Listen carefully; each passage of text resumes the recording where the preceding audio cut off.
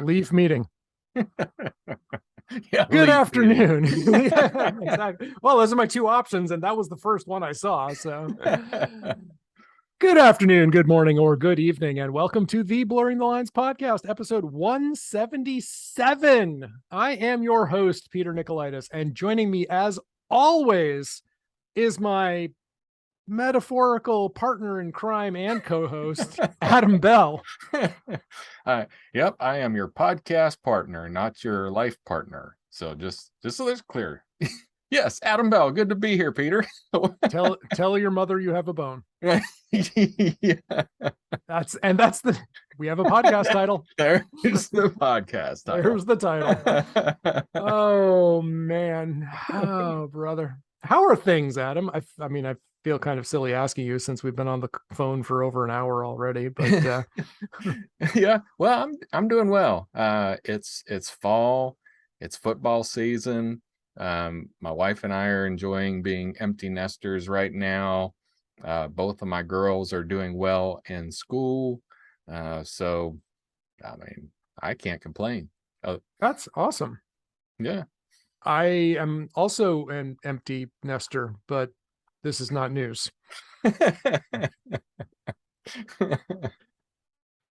Are you having a good fall? Are you getting I am. It's been I'm 2 days or one day? One day of fall. It's been about, I think it's been about 3 actually. Okay. We're at that time of year where if you were not used to the climate, you would be running the heat in the morning and the air conditioning in the afternoon. Mm-hmm. I choose to do neither. Yep. Same. Some days I choose to do neither. Neither or neither.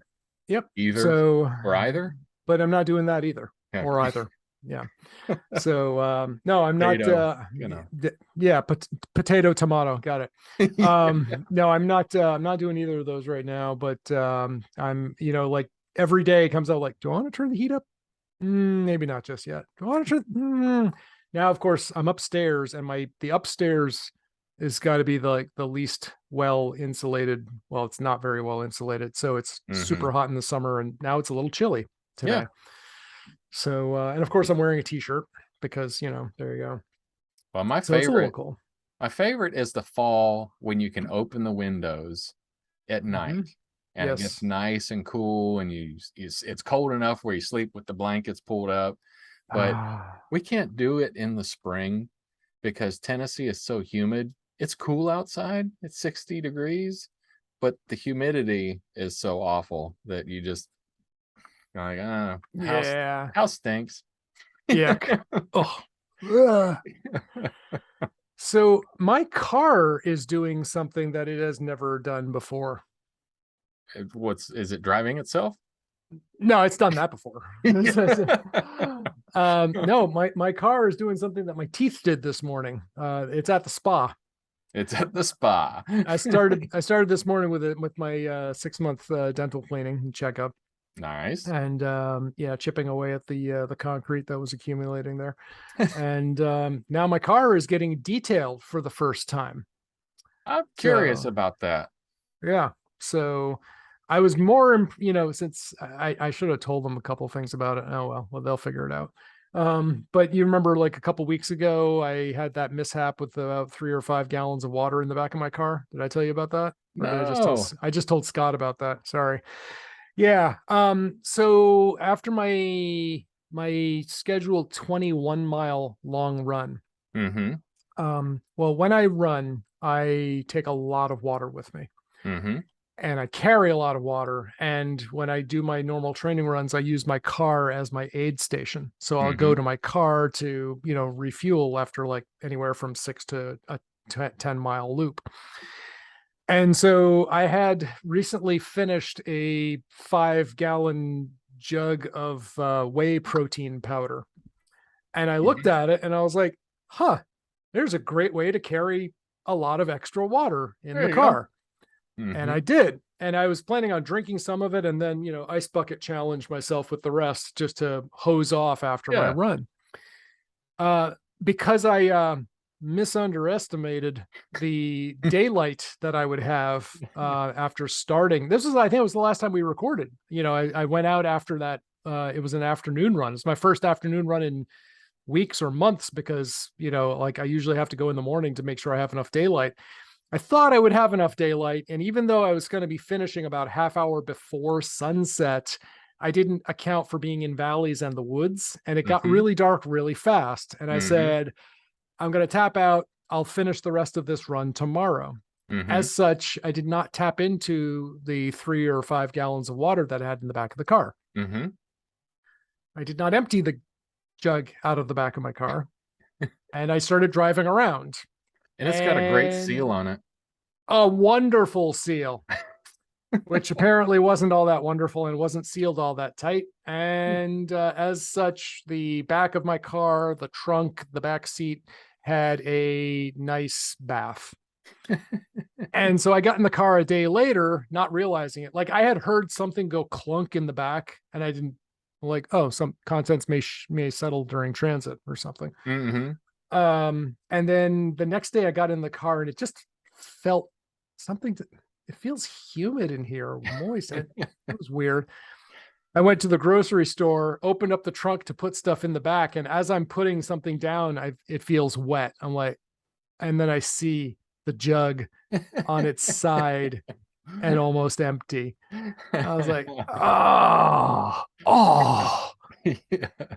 So I texted friend of the show, Scott Wilsey, who said, you got to pull the liner out. I was like, oh, crap. Well, as luck would have it, I had both some mold killing spray and a couple of sunny, breezy days. So I was able to, I learned how to pull the liner out of the back of a car, which I'd never done before. Got that all out and just left the car open, all the, windows down, doors open, trunk, opened, facing the wind, and so as to get as much sun exposure. And after a few days, it seemed to have dried out pretty well. And, okay. And I figured, you know what? This is the final impetus that I need to actually get the car detailed. So the Tesla now, after owning it for nearly 5 years, is at the spa today. Well, nice. So I was thinking about that. So obviously you can get anything done with a car detailer, but I'm sure that there is this is kind of normal behavior for people that get cars detailed. Are you getting it waxed? Here's the thing. I don't even know. I just realized I filled out the website, the web contact form, and I said, here you go. This is what I want. And now I'm not even sure what they're doing. So I would assume shampoo. Well, I don't know, maybe not like shampoo, but like a dry shampoo, something that gets the carpet clean without the whole thing being soaking wet and all that. And then what I was imagining was I wash and wax my vehicles maybe once a year. I was thinking I might just pay a detailer to do it. If I'm only going to do it once a year, pay a detailer to do it and let them do it right and do it really nice. I'm more interested in the inside than the outside, because I've got a monthly car wash. I pay now like $20 a month for the local car wash, and I can go anytime up to, once per day. So I'm not as worried about the outside as I am the inside. I thought car washes were bad for cars. Yeah, they are. And I've decided at this point, I don't care anymore. Phil Collins to just sing it out. I don't care anymore. Yeah. So the first time that I bought it, the first day I bought the car, I literally drove it straight to a local detailing shop and had them put ceramic clear coat on it. And so I, got the car, drove it, dropped it off, didn't have it again for a week. So, and they told me you shouldn't take it through a car wash because it's bad for the clear coat. Well, what they didn't tell me was you should also not park it near a lawn sprinkler system. And I did. And that has permanently scarred the clear coat. So if you look really closely, you can see it's almost like a very mild camouflage color, pattern to it. And so at this point, I'm like, guess I just don't care about that Mm-hmm. anymore, So it's the clear coat's pretty much trashed. So I guess if I really cared about it, I would either rip it up and have a new one put on, or I would, like when I go to sell it, just rip the clear coat all the way over and look, brand new underneath, Mm-hmm. and just call it a day. So yeah. Yeah, so I got something similar. I don't know what material it was, but I with Elizabeth's Blazer, and it's a yellow. I don't know if you've seen any of the new Chevy Blazer yellow. I don't know It's that I a have. it's a kind of like a racing yellow with a slight pearl to it. I mean, It's it's a real pretty color. a Uh, Blazer with delusions of being a Corvette. yeah, something along like. But we go down to the farm and it had rained, just regular rain with like, biomaterial, under leaves and things like that. And it left like water spots. And so I manually by hand waxed those off and got the water spots off because there was also bird poop on it. And bird poop will ruin any paint job if left unattended. As I was told, the clear coat is resistant to bird poop. Well, And yeah. apparently I didn't get a clear coat as good as what you got, because I think I was also told I think those same words were spoken to me, but they don't seem to ring true. Huh. I have heard these words before. I'm not sure I So, believe yeah, so I them. had some water spots on the hood, and I lightly waxed them out with the wax that came with the vehicle. And then I was like, you know what? I just don't want to care that much. I really don't want to care about a vehicle so much that I'm waxing it, cleaning it, buffing the tar off the bottom of it. I'm like, you know what? I'll just pay a detailer from time to time to repair Yep. And that's where I'm at, like was I was talking with my my buddy who who's big on cars. Oh, you're gonna have to hand wash this all the time, and I was just like, I I did not sign up for an errand, right? it. Yeah. I want a car that I can drive. I want this thing to service me, not the other way around. Like, what the Yeah. heck? So, I'm the one who paid all this money for the stupid car, Yeah. So I thought by putting the clear coat on it, I was like getting out of having to do a bunch of maintenance. Mm-hmm.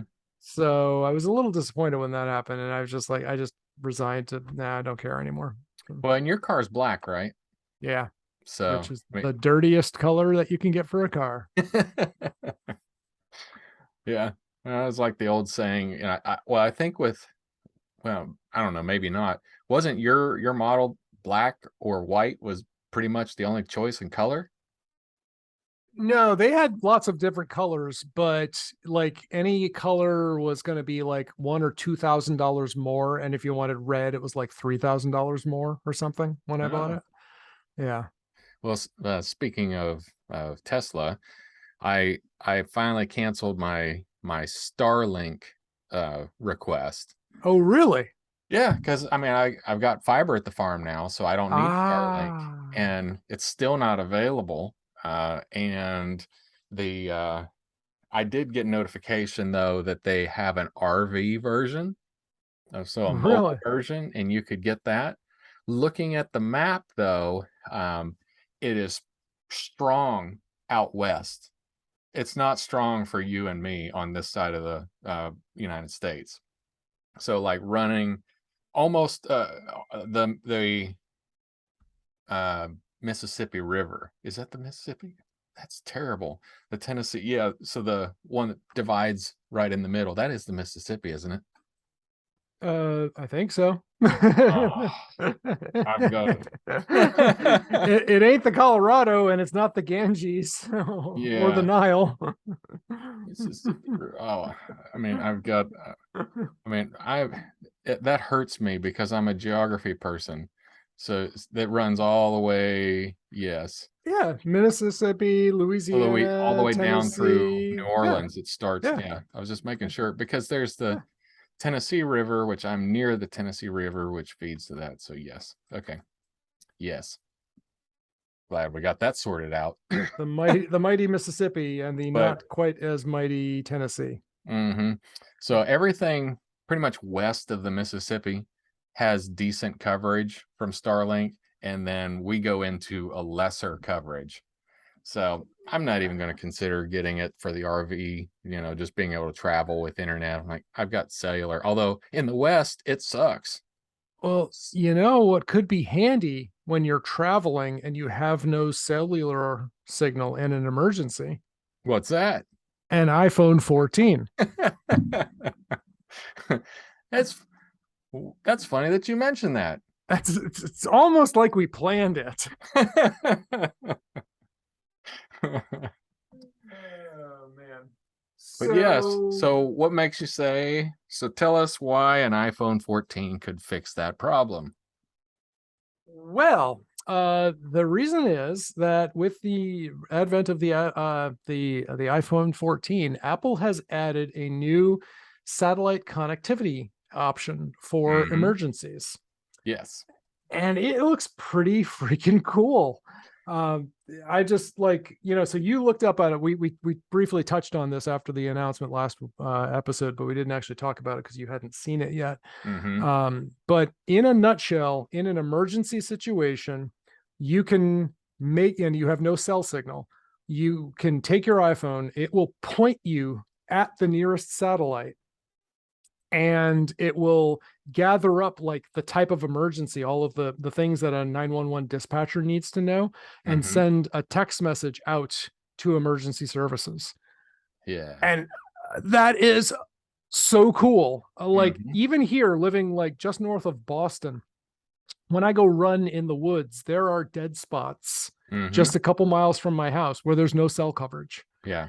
And, I think about my father and living up in Vermont, where no cell coverage is not the exception. That's the norm. So this was really cool. And I know some people were saying, for instance, that Apple is, catering to fear mongering to sell. And yes, they are. And like I said on the last Friends with Beer with Scott, yes, they are. And their interests align with mine when it comes to safety.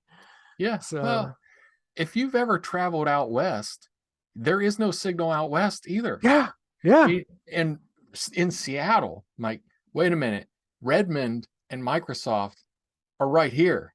And I'm pretty sure there's some Apple places around here, because there's places in California, all that whole coast.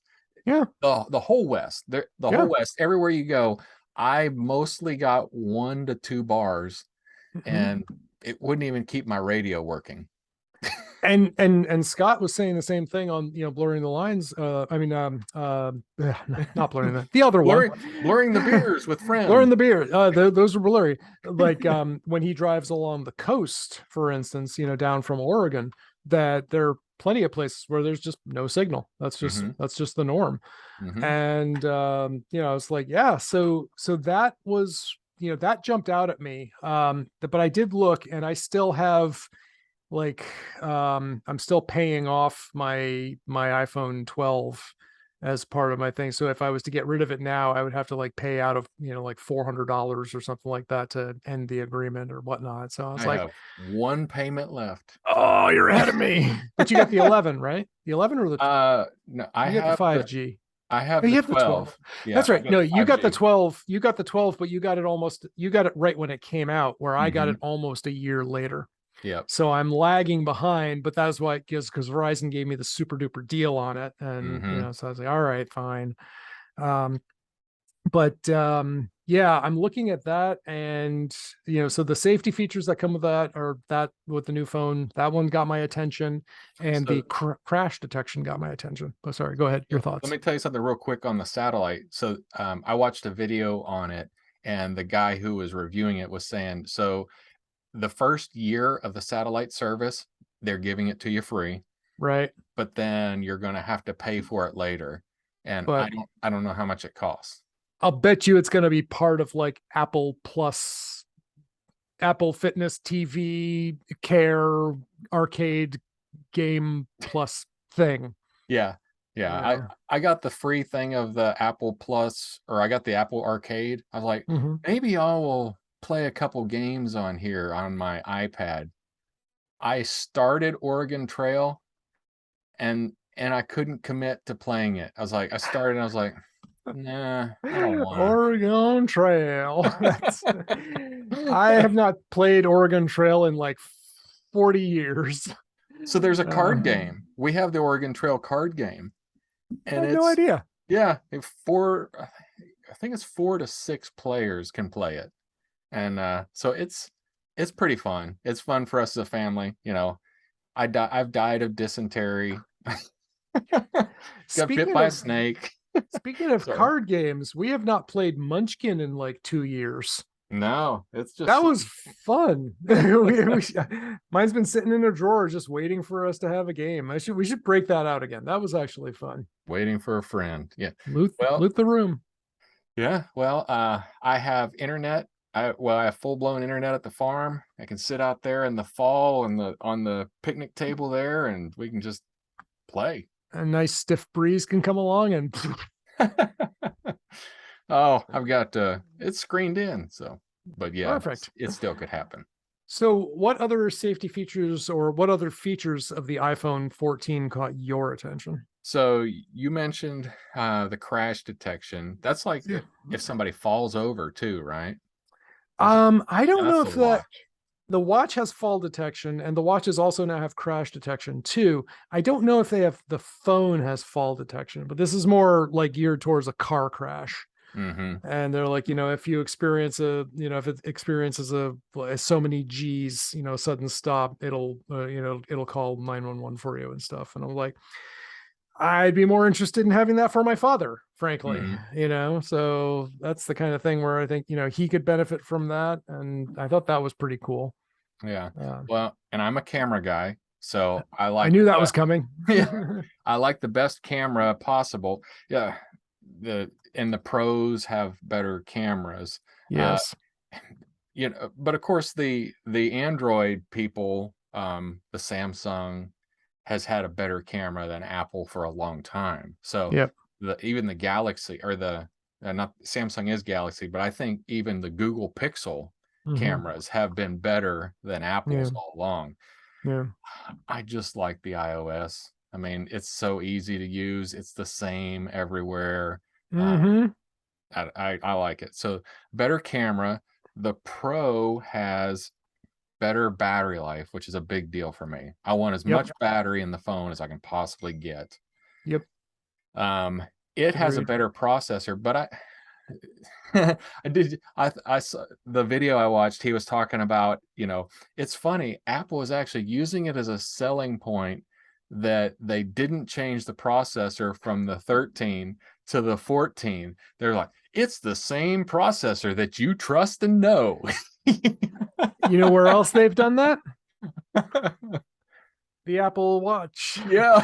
The Series 6, 7, and now the 8 are essentially the innards are almost unchanged. And, so that's again a good, impetus, not to update this thing, So that said, I am looking to update my Apple Watch, but we'll get to that in a second. Was there anything else that jumped out at you on the iPhone 14? Yeah, so some people like the always on. Yep. I don't care for that. I used to. I mean, I on my old phones, like back in the day on the old phones, like when we had our flip phone, and other ones. So you'd look at it and you could see it was always on. You could see a clock always on. I just don't care about that anymore. I just press the button when I want it on. And and I turn it off on my Apple Watch. I know you used yours, but I wanted it black so that there was no light when I was in a dark room. Yep. The dynamic island.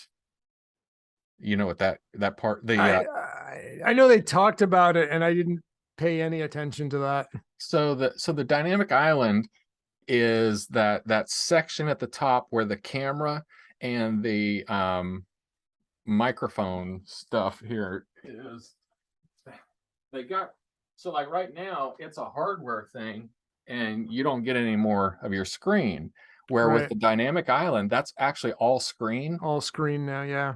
So you can then see that. What I don't know, because what I can't do with the phone I can't turn it upside down.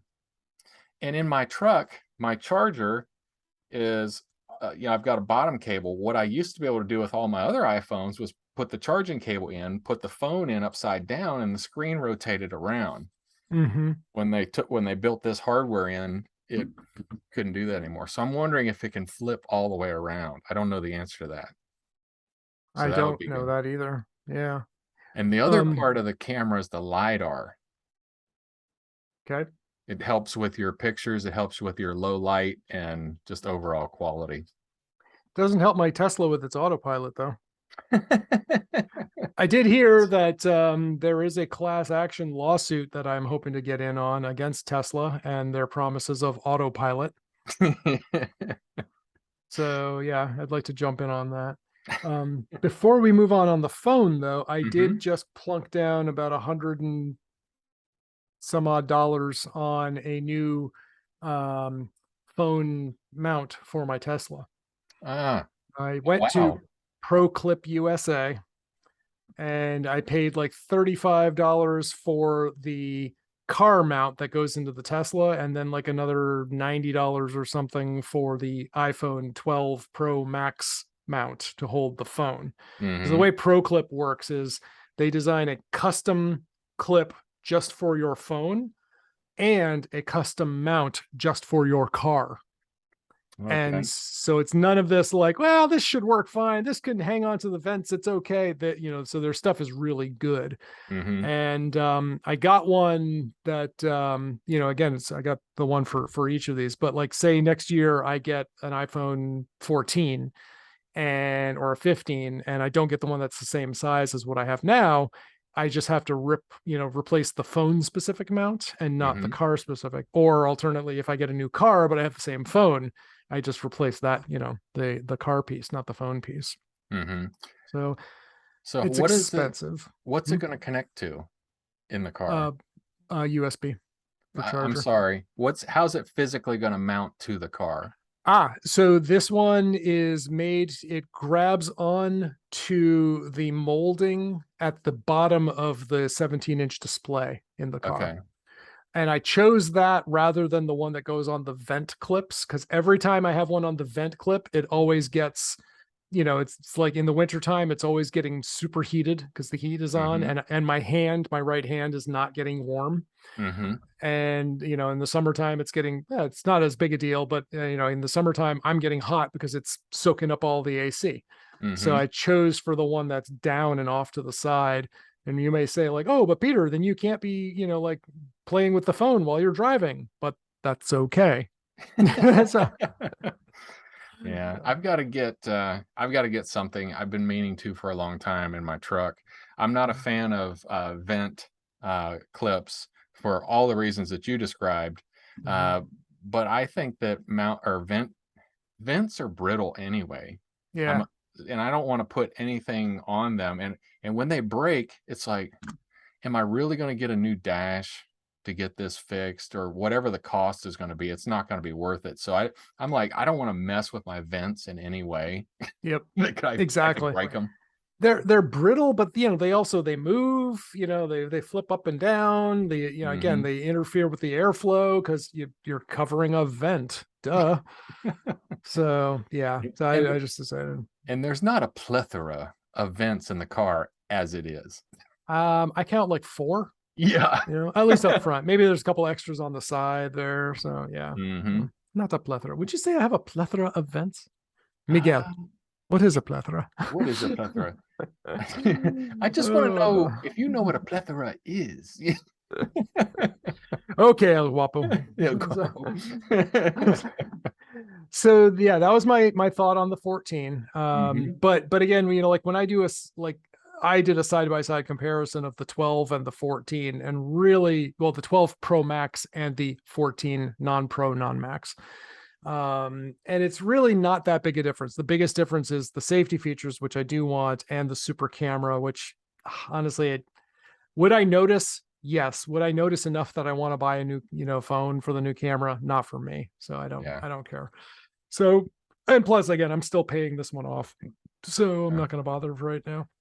Well, I like it from a travel standpoint because I have a big Canon camera with lenses and fixed lenses, and I can take excellent pictures. Yep. But it's heavy and it's bulky. Yep.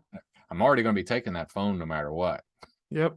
There you go. So the closer I can get to a good camera, the better. And I have it with you. Yep. So I did notice now, like I could have an Apple Watch Ultra today. Today? Yeah, I could have gotten it. I believe they were going to be delivering by the 23rd, if I recall correctly.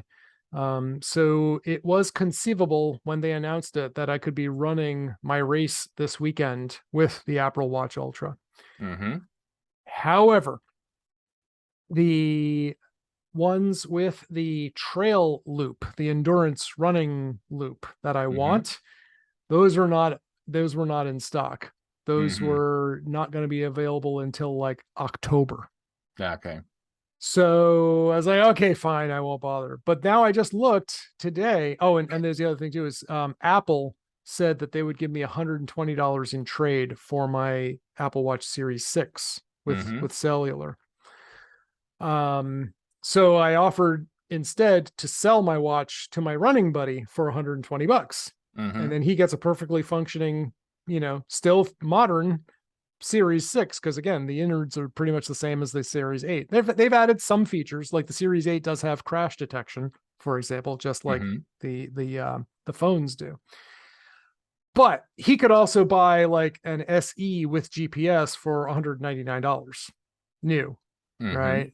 So there's that. But then I also looked today, and Verizon says they will give me $180 as a trade up. And I'm like, well, I don't want to charge my running buddy $180, so I'm like, so Greg, you should just buy the SE for $199 and call it good. Yeah, so. There you go.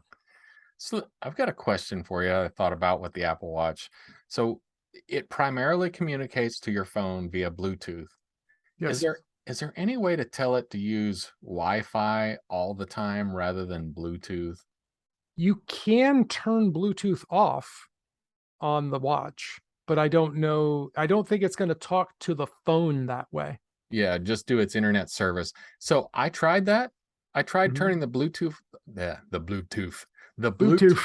off on the cell phone, but off on the Apple Watch, but somehow it's still communicated with my watch. It's like it said, I can't talk to your computer. I can't talk to your watch or your phone. Bluetooth is turned off. I'm going to turn Bluetooth back on so that I can reach this phone, which I can see is nearby. That's awfully nice of it, huh? Yeah. Because all I wanted it to do was have internet access for email and messaging.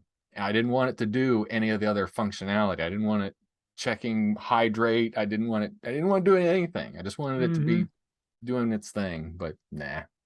You want to know something funny? What's that? About the Apple Watch Ultra? You can buy it now on eBay with the trail loop for $1,500. Ooh.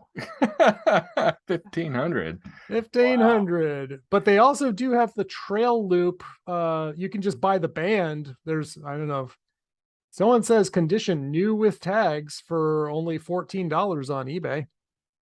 Yeah, I don't know. I mean, it might have been worth, it doesn't matter now. It might have been worth just trying to get it and then seeing if you get the trail loop elsewhere, or the temporary watch band will work for you, but it's a long run. Yeah. So, I mean, you can use any of the bands and stuff. So, do I, in the end, I will probably end up buying a new replacement band anyway. So I'm not terribly worried about it. So I don't know, but now that Verizon has said they'd give me 180 for it, I'm inclined to not scramble to try to get my new Apple Watch Ultra for Sunday. Yeah. I've got enough other things to think about between now and then. So, so winter is coming, and you already mentioned it. So's the race. The race is coming, and it's going to be here before winter. At least I hope it is. Yeah. Ooh. Yes. Yeah, my race is this Sunday. Less than 2 days in, hopefully in about 2 days from now, I will be wrapping up the race Mm-hmm. because I will be about 7 hours into it. What time do And you start? eight. Just 8? Yeah. 8 Eastern. Yep. Mm-hmm. So I'll probably share my location with you for, you know Mm-hmm. what? I'm just going to do that now so I don't forget. But I will share my location with you ongoing so that you can see where I'm at the whole time. So that'll be All right. fun. And yeah, I will also I'll probably also if you're friends on Strava, I can send a note as I start a thing and you can watch live on Strava as Okay. well. But I don't think you're on Strava, so that's going to be hard for you to do. So, Yeah. but anyway, yeah, the Apple Watch Ultra. I don't think we really talked about it much on the last pod. It's so much fun. There's so much overlap between Friends with Beer and Blurring the Lines these days that I get blurred. You know, the lines for me even blur now. But yeah, I am seriously looking forward to getting the Apple Watch Ultra. It's a bigger display, super long battery life in Apple Watch terms. Now, compared to a Garmin Phoenix, which is solar powered, it's not anything, Mm-hmm. but um I'm really excited about it. The safety features in the watch, it also, like I said, it has crash detection. So if you're in a car crash, it can call 911 for you. If you're out and alone, it's got this emergency siren that can supposedly be heard, like even like 1,000 feet away or something Oh like wow. that. And just it's genuinely waterproof. It's dust proof, shock proof, all the proof. It's Mm-hmm. like a glass of whiskey proof. It's whiskey proof. So yeah. So I'm excited about it. It looks really cool, and like just like being able to go out for an all day run and not have to think about battery. That's what I want. Yeah. Yeah. Yeah, that's I mean that was one of my that was when I finally had enough, was when I went to the farm and I was going to be there for 3 days and I didn't have a battery charger with me.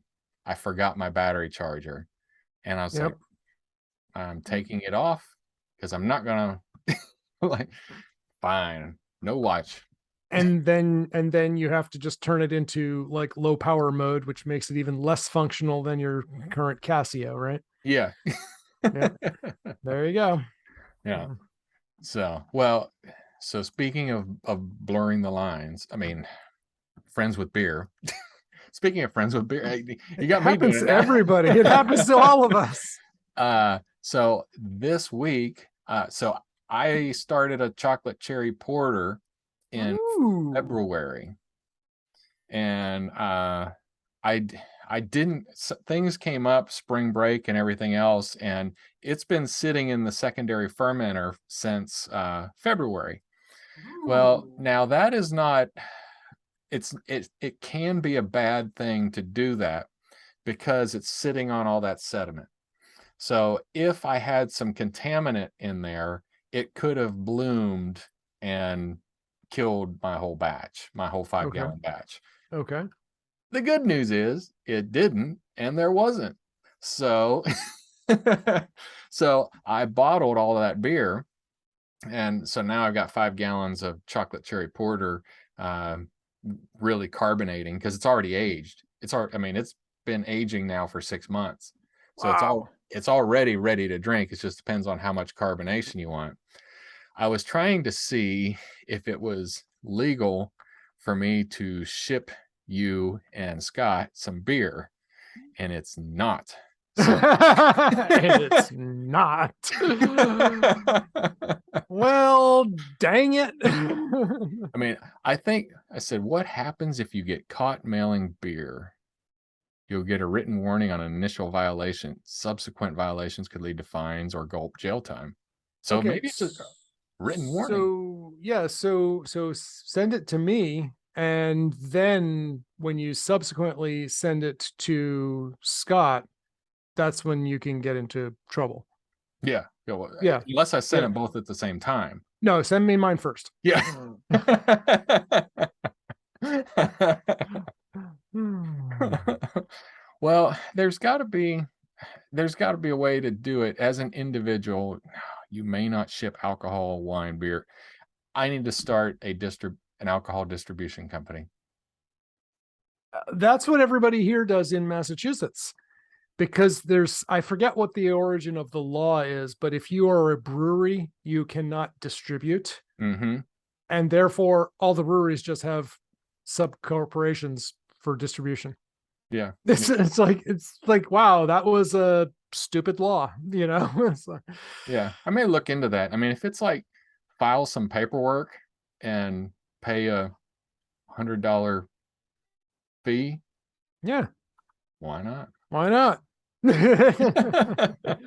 Well, maybe $100 fee, but then it's like $300 fee every year, and Oh yeah. Well, annual report you have to file, and I only need it for 1 year, so just enough to ship me a batch. yeah.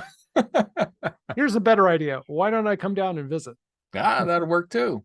Speaking of flying down, I'm actually not really close, but in the same general direction. I'm heading to Washington, D.C. Okay. First week of October. I'll be Oh. attending the Recorded Future annual conference there. And it's pretty slick. It's being held at the Watergate Hotel. Oh, that's cool. Can you see the And Nixon room? I don't know if I can, but I think I'm assuming it might be an exhibit at this point, so maybe. Mm-hmm. But the three speakers who are headlining it this year are Chris Krebs, former CISA director, Mm-hmm.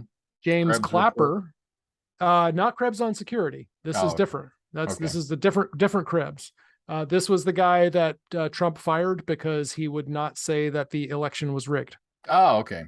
That Krebs, yes. And so Chris Krebs, James Clapper, former NSA director, Mm-hmm. and Bob Woodward Ha! at the Watergate. So I was like, all right, that sounds cool. So yeah, so it'll be interesting. Plus there's, actual training and some latest updates on, the latest threat intel, but also, training on the product. So I'm looking forward to this. I think it's going to be kind of cool. Are you gonna fly or are you gonna take the train? Flying down. Yeah. Yeah. Have you ever taken the train from Boston to DC? I have not. Only times I've ever really taken the train, I've done Boston to New York and Vermont to New York, but Mhm. that's the only time I've ever been on Amtrak. Yeah, I've never done it from I have I have gone from there to Rhode Island, from Okay. DC to Rhode Island, and that wasn't Okay. bad.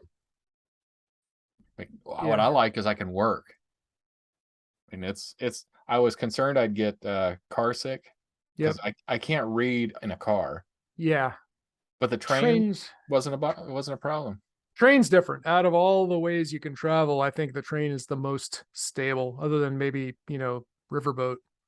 Mhm. I don't know. Never been on a riverboat. That would actually be kind of cool. I've been on a Um, riverboat. well, you live closer to a big river. Yeah, there's the General Jackson, which is a riverboat right beside Opry Mills.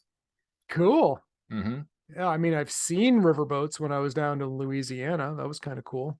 Mm-hmm. So, but never actually got on one. Well, that could be kind of fun. That maybe I'll book a riverboat cruise for later this year. That'd be Yeah. fun because they can do that in the wintertime down south, right? Mm-hmm. Yeah, it does. I mean, we did ours, so I've been on it in the summer time, and it was less pleasant than the fall. Like, we did a spring trip and I enjoyed the spring trip better because it was cool. Mm-hmm. Yep. Yeah, So I was thinking cooler times and stuff, but yeah, that might be kind of fun. yeah, they have a dinner. So they have dinner, they have a show during dinner. There's before the show, there's like a live band that plays, and you can get alcohol and watch the band play. And it's Nashville. I mean, they're all phenomenal. Mm-hmm. Like, it's not like, oh, they were pretty good. Like, no, everybody's a show performer here. It's like going to LA trying to find an actor. Like, oh, Right. It's like Taylor Swift was my waitress. Yeah. Taylor Swift actually was my hostess once. I know. That's great. I love to tell that story. Like, yeah, Adam, he's kind of a big deal, like Taylor Swift is like, he's the wait on him at this, like restaurant or something like that. What about everybody else? Yeah, she waited on them too. Yeah, But them too. Yeah. But oh yeah, this is before she got big. Yeah. yeah. Oh, cool. All right. Let's talk real quick before we put just another thing on the agenda that we never talk about. Calendar sharing. Calendar sharing. Yes. So I've been using Calendly for I guess a couple of years now, and I pay for it so that I can connect my Office 365 calendar, my Google G Suite calendar, and my iCloud calendars. And so because my primary engagement these days is with the hospital, and they are all on-prem on-prem Microsoft Exchange. I can't share my calendars with the rest of the world. But via their secure mail app, I can export my free busy schedule from that app to my personal Apple calendar. Okay. But it has to be a selected Apple calendar. That's the only one it'll go to. So I can't export it to my Google calendar on the phone. So by using Calendly and connecting to my with one of my engagements where I'm the CISO, I have an Office 365 calendar. With Paradigm, it's on Google G Suite. With one of my other engagements where I'm CISO, they're on a G Suite. My personal and my yoga calendars are on G Suite. And then I have iCloud by way of the mobile app connecting to the hospital. So all those fit into the Calendly thing into one place, which is really nice. It's not perfect. There are definitely some problems. Like I'm trying to get one of my so I have another customer where I wanted to set up a shared availability so that it would look at this customer, my client's IT director's calendar as well as mine. So when you need to book an appointment with Peter and this guy, go here, right? And Calendly says, oh yeah, we can make that do that. You need edit permissions to his calendar to do that. I was like, I don't want to change his calendar. I just want to see it. But that, they're like, oh yeah, well, if you don't have edit permissions, you can't do that. I'm like, but why do it doesn't, why? I don't want to change it. And I don't want to add things to his calendar. I just want to be able to look at it. So that got me looking at something else. And a good friend and colleague of mine uses calendarBridge. Well, the problem with the cool thing about calendarBridge is it has the same type of scheduling stuff. But what it will also do is actually synchronize the calendars. So if you have like an Office 365 calendar and a G Suite calendar, and you add something to the G Suite, it'll make it show up on 365 and vice versa. That's nice. That is nice. Now I have other things that will do that, but they won't reverse it. They won't pull it away and pull it out. So I looked at that and that's really cool, but it doesn't sync with iCloud. So I can't use it. So for me, it doesn't work. But now you're not using, you used to use Calendly, but you use something else now. Yeah. So you turned me on to Calendly to begin with. And I used it, and I now use AppointmentCore. Because what I can do with AppointmentCore is like I have a lot of flexibility to get things in and out of Infusionsoft, which is my CRM and email marketing system, and then Zoom which is also part of that system. So if somebody goes to my website, fills out the form, it drops that information into Infusionsoft. Infusionsoft grabs a Zoom meeting and then drops the whole conglomerated calendar event on my calendar, sends the person who's scheduled with me a calendar event, Yep. and then also sends them reminders of our Yep. upcoming meeting all the way up Yep. to the meeting. Yep. Where all that integration, it was important with Infusionsoft, because then now my marketing team can then do other marketing steps to that contact that came through. All those things, there's a lot of steps in there that get cut out that we don't have to do anymore. So now I don't have to figure out Yeah. Yep. all these reminders and things. So I don't use Infusionsoft, obviously, because I don't use, that I'm not doing any active super duper marketing stuff these days. But what I do, Calendly does have Zoom integration. So I do have that same, stuff where you book a call with me, it automatically sends a Zoom invite, and it does send the reminder stuff there. So Yeah. I do have that integration, which is nice. Yeah. That is, I mean, and they had to do that. I mean, because Google will do that. With Yep. their own With meetings with now. with Hangouts and With or Meet, Hangouts. Google Meet. Sorry, Google Hangouts is Meet. going away. Yeah, which is Yeah. fine. Yeah.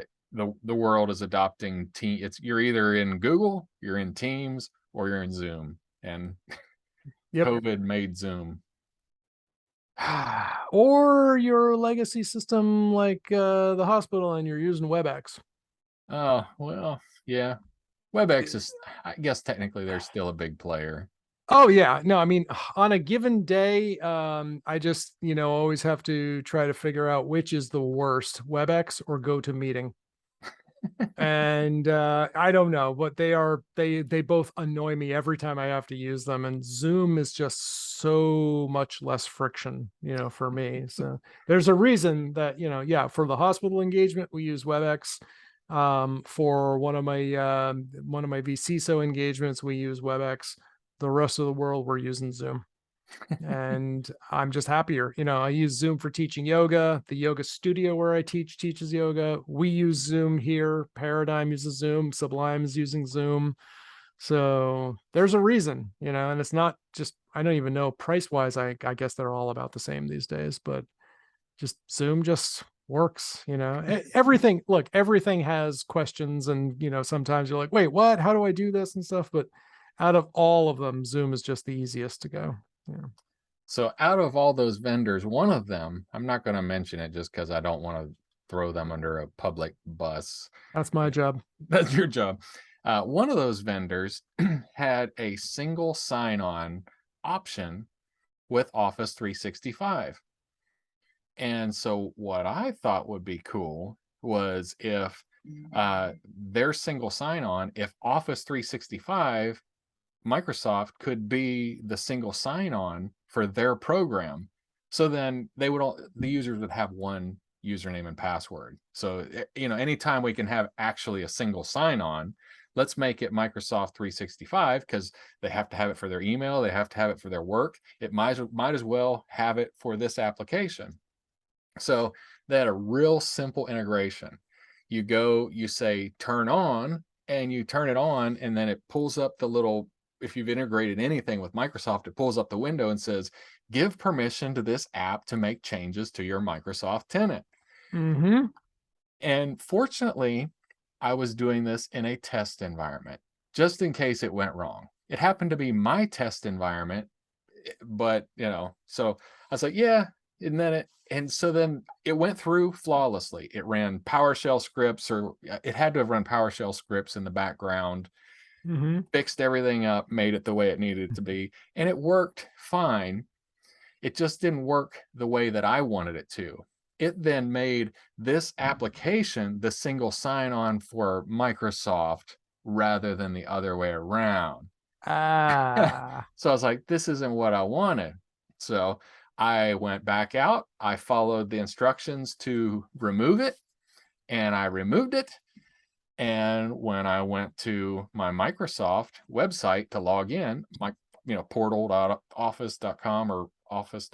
Whatever the URL is, it was taking me to the single sign-on of this application. Well, it was no longer single sign-on tied. So there was no way to log in to my Office account because it broke the federation of it.